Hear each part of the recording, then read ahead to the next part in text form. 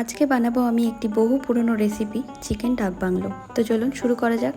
প্রথমেই চিকেনের মধ্যে দিয়ে দিচ্ছি 1 চামচ আদা বাটা, 2 চামচ রসুন বাটা, 2 চামচ টক দই, একটু লবণ, লঙ্কার গুঁড়ো, হলুদ গুঁড়ো আর একটু সর্ষের তেল দিয়ে ভালো করে মেখে নিয়ে এবার তেজপাতা, শুকনো লঙ্কা, গোলমরিচ, গোটা জিরে, গোটা ধনে হালকা ভেজে গুঁড়ো করে নেব।